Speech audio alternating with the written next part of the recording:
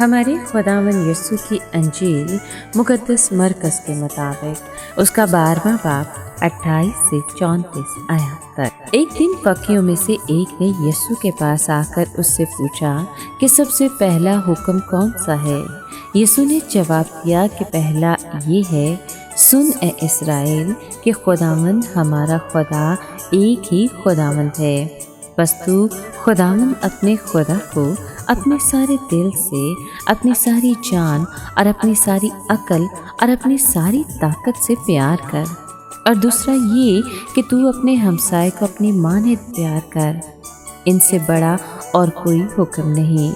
اور فقیر نے ان سے کہا، کیا خوب ہے استاد، تو نے سچ کہا ہے کہ وہ ایک ہی ہے اور کہ اس کے سوا اور کوئی نہیں، اور کہ اس کو سارے دل اور ساری عقل اور ساری طاقت سے اور اپنے ہمسائے کو اپنی مانند پیار کرنا سب سوختنی قربانیوں اور ذبیحوں سے افضل ہے۔ اور جب یسوع نے دیکھا کہ اس نے عقل مندی سے جواب دیا تو اس سے کہا کہ تو خدا کی بادشاہی سے دور نہیں، اور بعد اس کے کسی نے اس سے سوال کرنے کی جرأت نہ کی۔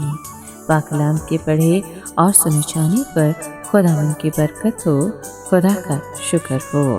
عزیز دوستو، فقیوں میں سے ایک اس بات سے بہت متاثر ہوا کہ خداوند نے اپنے نکتہ چینیوں کے سوالوں کے جواب بڑی چابک دستی سے دیے۔ اب خود اس فقیر نے پوچھا کہ سب حکموں سے اول کون سا ہے، یعنی سب سے اہم حکم کون سا ہے؟ بہت کھرا سوال تھا جو کئی لحاظ سے زندگی کا بنیادی سوال ہے۔ دراصل وہ پوچھ رہا تھا کہ مجھے مختصراً بتایا جائے کہ انسان کے وجود کا بڑا مقصد کیا ہے۔ جواب میں یسوع نے یعنی یہودیوں کے اقرار الایمان سے اقتباس پیش کیا کہ اے اسرائیل سن، خداوند ہمارا خدا ایک ہی خداوند ہے۔ خداوند مسیح نے خدا کے لیے انسان کے حقوق کا خلاصہ پیش کیا کہ تو خداوند اپنے خدا سے اپنے سارے دل اور اپنی ساری جان اور اپنی ساری عقل اور اپنی ساری طاقت سے محبت رکھ۔ ضرور ہے کہ انسان اپنی زندگی میں خدا کو اعلیٰ ترین اور فائق ترین مقام دے۔ کوئی اور محبت خدا کی محبت کی رقیب نہ ہو۔ باقی احکام ہمیں یہ تعلیم دیتے ہیں کہ اپنے پڑوسی سے اپنے برابر محبت رکھ۔ ہمیں خدا سے اپنے سے بڑھ کر محبت رکھنی چاہیے اور اپنے پڑوسی سے اپنی مانند۔ چنانچہ وہ زندگی جو واقعی اہمیت رکھتی ہے، اس کا تعلق پہلے خدا کے ساتھ ہے، بعد میں دوسروں کے ساتھ۔ یہاں مادی چیزوں کا ذکر نہیں کیا گیا۔ اہمیت ہے تو خدا کو اور انسانوں کو۔ اس فقیر نے خداوند سے پورا اتفاق کیا اور قابل تعریف وضاحت کے ساتھ کہا کہ خدا اور ہم جنس انسانوں کے ساتھ محبت رکھنا ریت و رسم پر عمل کرنے کی نسبت نہایت اہم ہے۔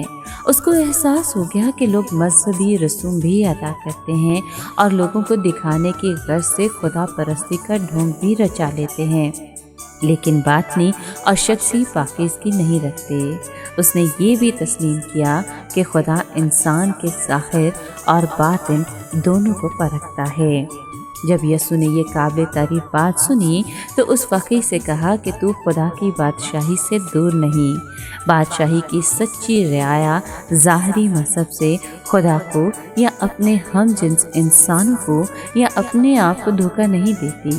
وہ جانتے ہیں کہ خدا دلوں پر نظر کرتا ہے، اس لیے وہ گناہ سے صفائی کے لیے اور اس کی مرضی اور خوشی کے مطابق زندگی بسر کرنے کی طاقت حاصل کرنے کے لیے خدا کی طرف رجوع کرتے ہیں۔ اس کے بعد کسی نے جرأت نہ کی کہ اس طرح کے الٹے سیدھے سوالوں سے اسے پھنسائے۔